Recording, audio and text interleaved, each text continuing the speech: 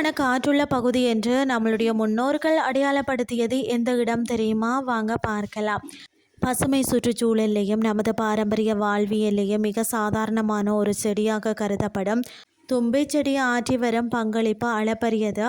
சாலையோரங்களையும் வயல்வெளிகளையும் தானாகவே வளரக்கூடிய இந்த சிறிய செடி சுற்றுச்சூழல் சமநிலைக்கு ஏன் அவசியம் என்பதற்கான முக்கிய காரணங்கள் மற்றது அதை வீட்டில் வளர்க்கக்கூடிய முறை பற்றி நாம் இன்றைக்கு பார்க்கலாம்.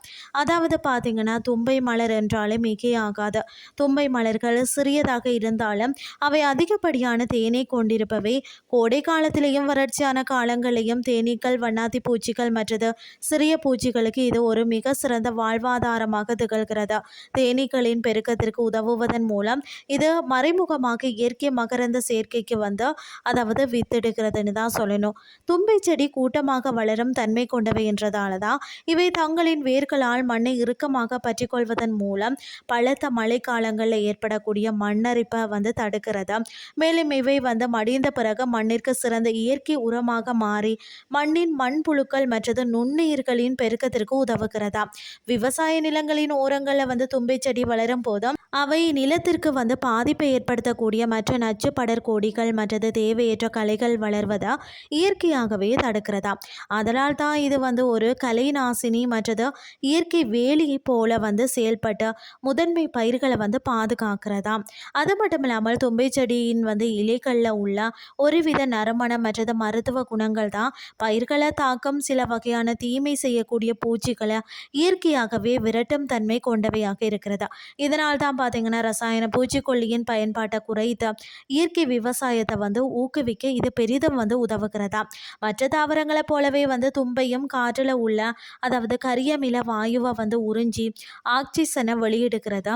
வறட்சியான சூழல்லையும் கூட பார்த்தீங்கன்னா தாங்கி வளர்ந்து பசுமையை தக்க வைத்து கொள்வதால் தான் நிலத்தடி நீர்மட்டம் உயரவும் உள்ளூர் வெப்பநிலையை கட்டுக்குள் வைக்கவும் இதன் தன் பங்களிப்பு அளிக்கிறதா. நம்மளுடைய முன்னோர்கள் தும்பை செடி அதிகமாக வளரும் இடத்தை சுத்தமான காற்றுள்ள பகுதி என்றும் அடையாளப்படுத்தினர். ஆன்மீக ரீதியாகவும் மருத்துவ ரீதியாகவும் தும்பை இன்றியமையாதது. சுற்றுச்சூழலில் ஒரு சிறிய செடி கூட வீணானது அல்ல என்பதற்கு தும்பை ஒரு மிக சிறந்த உதாரணம். தும்பை செடியின் காய்ந்த பூக்களில் சிறிய கருப்பு நிற விதைகள் இருக்கும். அவற்றை சேகரித்து மண்ணில் தூவி விட்டாலே போதும், சில நாட்களில் முளைத்து விடுமா. அல்லது வேருடன் இருக்கக்கூடிய சிறிய தும்பை செடியை பிடுங்கி வைத்து நட்டாலும் எளிதில் பிழைத்து கொள்ளும்.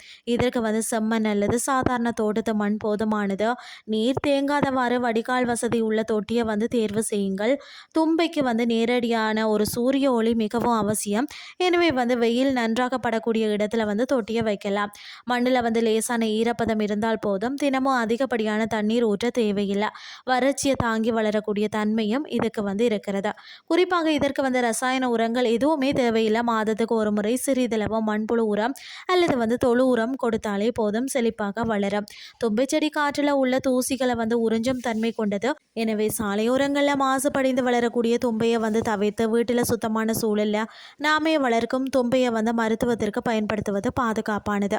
எல்லாவற்றிற்கும் மேலாக நம்மளுடைய வீட்டில் பசுமை சுற்றுச்சூழல் நிலவுவதற்கு இது போன்ற மூலிகை செடிகளை வளர்த்தாலே மற்ற செடிகளில் இருக்கக்கூடிய அந்த பூச்சி புழுக்கள் அண்டாமலும் தேவையான நேரத்துக்கு மருத்துவத்திற்கும் பயன்படுத்தி நன்மையை அடையலாம்.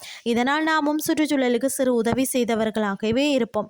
உங்கள் வீட்டு தோட்டத்தில் தும்பை செடியை எளிதாக வளர்ப்பதன் மூலம் இயற்கை மகரந்த சேர்க்கையை மேம்படுத்தி பூச்சிகள் அண்டாத ஆரோக்கியமான பசுமை சூழலை உங்கள் இல்லத்தில் உருவாக்கலாம். இன்றைய கிறிஸ்டி உங்களுக்கு பிரயோசனமாக அமைஞ்சிருக்கும்னு சொல்லி நானும் நம்புகிறேன். இதே மாதிரி மற்றொரு கிறிஸ்டின் வேலைக்கு உங்களை சந்திக்கிறேன். நன்றி.